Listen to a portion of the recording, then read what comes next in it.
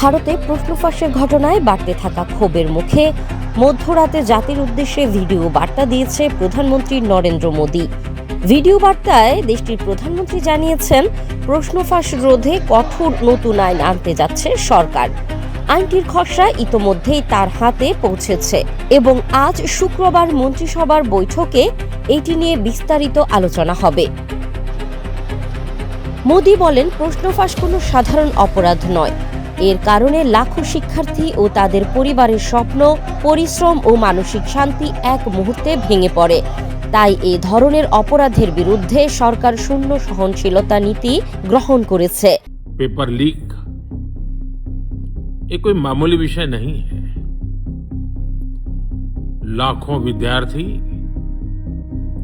और उनके अभिभावकों के लिए बहुत ही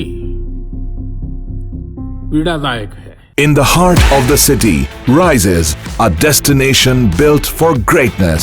International Convention City, Bosundhara. Life takes a new course. তিনি আরও জানান, গত 2.5 মাসে প্রশ্ন ফাঁসের ঘটনায় জড়িত অনেককেই গ্রেপ্তার করা হয়েছে এবং তারা বর্তমানে কারাগারেও রয়েছে।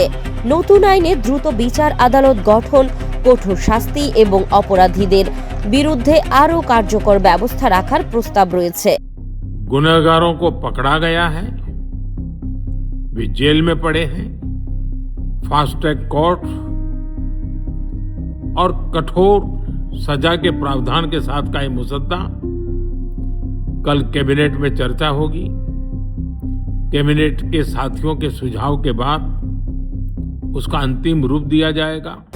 মোদী বলেন, মন্ত্রিসভার পরামর্শ নিয়ে খসড়াটি চূড়ান্ত করা হবে এবং যত দ্রুত সম্ভব বিলটি সংসদে পাশ করার উদ্যোগ নেওয়া হবে। তবে প্রধানমন্ত্রীর এই ঘোষণার পরও আন্দোলন থামছে না। নিট প্রশ্নপত্র ফাঁস ইস্যুতে আন্দোলনরত সিজেপি জানিয়েছে, শুধু নতুন আইনের আশ্বাস নয়, শিক্ষামন্ত্রী ধর্মেন্দ্র প্রধানের পদত্যাগও নিশ্চিত করতে হবে।